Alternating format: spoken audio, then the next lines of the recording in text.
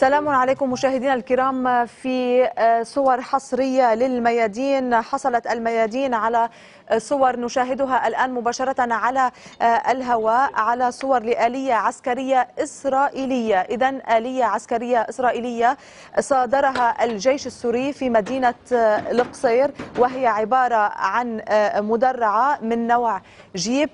بعد قليل أيضا سنشاهد في هذه الصور أن عليها كتابات بالعبرية.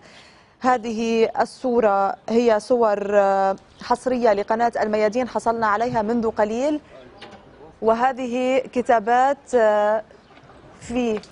بالعبرية. بدأنا نشاهد هذه الكتابات التي تشير وتؤكد أن هذه الآلية آلية إسرائيلية، وبطبيعة الحال كانت تستخدمها المعارضة المسلحة في القصير، وقد صادرها. هذه هي الكتابات العبرية نشاهدها الآن على الهواء، صادرها الجيش السوري. ويبدو أن في هذه المدرعة هناك بعض الإصابات فيها، تعرضت لإصابات من قبل الجيش العربي السوري.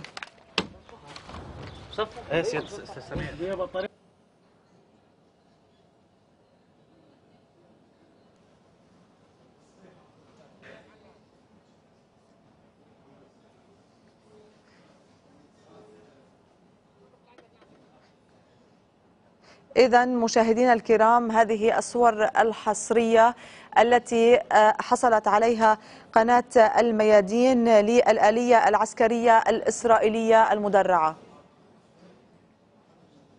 كان مركوني ضمن زاوية، لكن من خلال البحث تبين أنه فيها مدخرات. هذه المدخرات تدل على وجود أجهزة تعمل عليها. نستدل من ذلك بأنه هناك يعني فيه علاقة وطيدة بين الميليشيا المسلحة وبين العدو الإسرائيلي. كان العربي هاي هي عربي إسرائيلية مثل ما انكم شايفين انتم، يعني هون عليها الإشارة طبعا مو إشارة كتابي باللغة العبرية، الكتابي هون باللغة العبرية. بالإضافة إلى ذلك هاي كانت موجودة ضمن السور البلدية، كان فيه العلم الإسرائيلي مرفوع، وهاي هو اللي بيحز بالنفس كتير كتير. والله لما شفناه نحن كنا مجموعة كبيرة هيك حسينا أنه ما نتمزق من الداخل. يعني كل واحد منا حاول أنه الوصول على العلم الإسرائيلي، لكن الشباب كانوا بالوسائط النارية أدوا لاحتراقه قبل ما نوصل له. يعني نحن هل وجد شيء بداخلها، أجهزة أو شيء؟ بداخلها هي شوفوا أنتم في مدخرات وفي بعض الألبسة وبعض الوصلات، يعني كانت تستخدم من أجل أجهزة معينة، اتصالات وخاصة اتصالات. وهي الشيء نحن كنا نلاحظه من قبل، لما ندخل مدينة القصير كنا نفقد الاتصالات. أوكي، يعطيك العافية.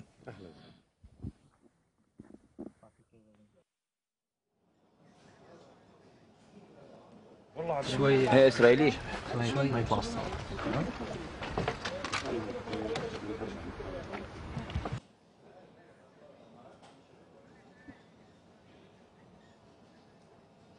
إذن مشاهدينا الكرام نعيد عليكم هذه الصور الحصرية لقناة الميادين. هي هذه الآلية العسكرية الإسرائيلية التي سيطر عليها الجيش العربي السوري خلال المعارك الدائرة في مدينة القصير. وبحسب مراسلنا محمد الساحلي، وبعد إجراء مقابلة مع أحد المتحدثين باسم الجيش السوري هناك في القصير، قال أن عثرنا على هذه السيارة، هذه الآلية، هذه المدرعة الإسرائيلية، وهي من نوع جيب في داخلها أجهزة وألبسة. وأشار إلى نقطة جدا مهمة، أنه عندما كانت قوات الجيش العربي السوري تدخل إلى بعض المناطق وتحديدا في مدينة القصير، كانت تفقد الاتصال فيما بينها بهدف التنسيق الأمني. وهذا دليل على أن في هذه المدرعة هناك على ما يبدو أجهزة تشويش أو لربما أجهزة تنصت، لربما تتصل أو تنقل هذه الاتصالات والمخابرات بين الجيش العربي السوري إلى إسرائيل. وأشار أيضا إلى نقطة مهمة أن العلم الإسرائيلي كان يتواجد حيث كانت تتواجد هذه الآلية. في هذه الصور الآن نشاهد مراسل الميادين محمد الساحلي يدقق في هذه السيارة